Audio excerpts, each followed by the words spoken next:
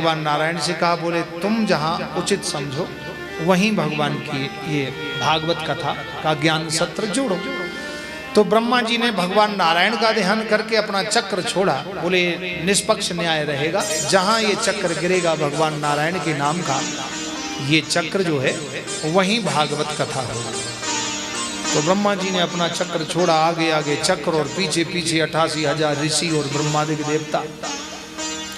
चक्र चलते चलते घूमते सारी पृथ्वी पर, संपूर्ण पृथ्वी पर घूमते घूमते घूमते घूमते, और वो उत्तर प्रदेश में सीतापुर जिले के पास में निमिष अरण्य, निमिष माने एक बार, वो चक्र वहां गिरा। अरण्य माने वन में, उसमें कौन से वन में, जिसको निमिष अरण्य कहते हैं। तो वो चक्र जहां गिरा वो चक्र तीर्थ बन गया, जहां ब्रह्म चक्र तीर्थ है। आप लोग निमिष अरण्य गए हो, हमारे पूज्य विनोद दास जी महाराज यात्रा कराते हैं, दर्शन कराया होगा वहां जरूर। तो वहां ब्रह्म चक्र कुंड है, ब्रह्म चक्र तीर्थ। अब तो वहां जाल लगा दिया, बड़ी सुरक्षा कर दी, कोई अंदर कूद नहीं सकता उसमें, बाहर से नहा ले। वो भगवान ब्रह्मा जी का सतयुग में चक्र गिरा था, और जब गिरा था चक्र तो वहां कुंड बन गया था। आज भी वो जल है, और उस जल का स्रोत जो है वो स्रोत समुद्र से मिला हुआ। 2005 में सुनामी लहर आई थी, 2005 में 20 मिनट के लिए सुनामी लहर आई थी। वो जो समुद्र तटवर्ती क्षेत्र हैं वहां लाखों की जनता मर गई थी।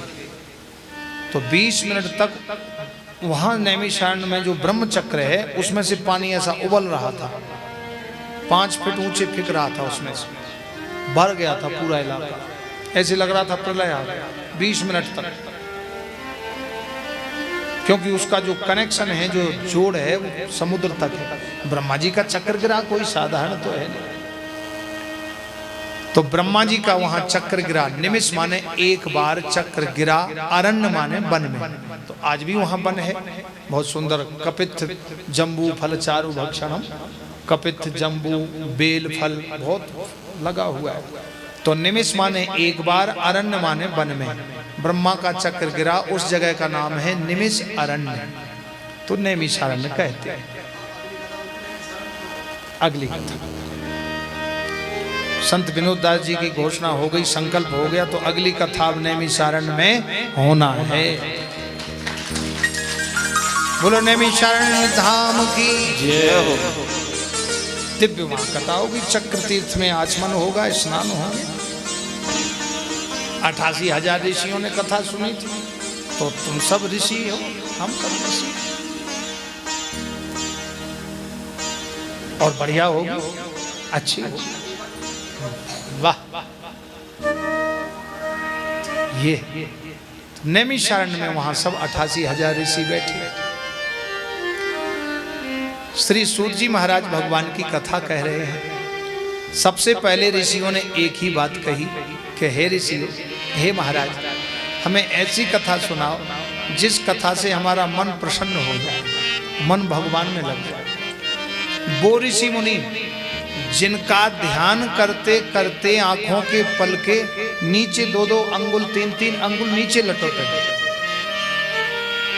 सिद्ध महर्षि जिनकी बड़ी बड़ी विशाल जटाएं जमीन में स्पर्श हो रही हैं, वो कह रहे हैं कि हमें वैसी प्रभु की कथा सुनाओ जिससे मन प्रसन्न हो, भगवान में लग जाए।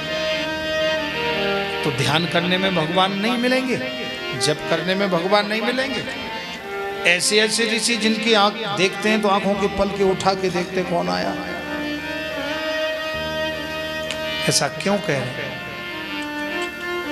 शायद जप करते समय मन हमारा इधर उधर भाग सकता है, ध्यान करते समय हमारा मन इधर उधर भाग सकता है, लेकिन भगवान की कथा सुनते समय भागा हुआ मन हमारा पास आ जाता है। इसलिए भगवान के चरित्र हमारे संसार से बचा लेते हैं।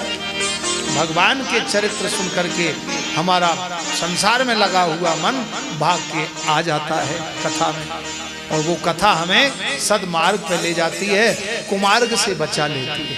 इसलिए ऋषि मुनि भी बैठ के कथा सुन रहे हैं, 88,000 ऋषि कथा सुन रहे हैं। यद्यपि ऋषियों को कोई भय नहीं है संसार की बाधाओं का, लेकिन फिर भी भगवान को वो कभी नहीं छोड़ते कि हमें ऐसी कथा सुनाओ जिससे मन हमारा भगवान में लगा।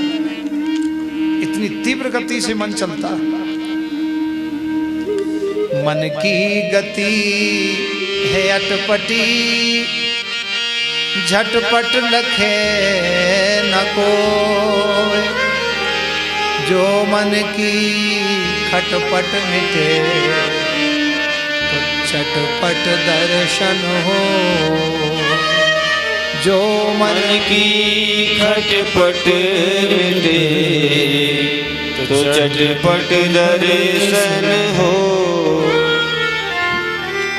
ये मन की खटपट क्या है? यही संसार के कई प्रकार की मोह सकल व्याधन कर मूला। इसलिए नाना प्रकार के व्यवधान। तो बोले मन की खटपट ना आवे, बोले भगवान के चरित्र सुनना शुरू कर दो, खटपट दूर। और दर्शन चटपट,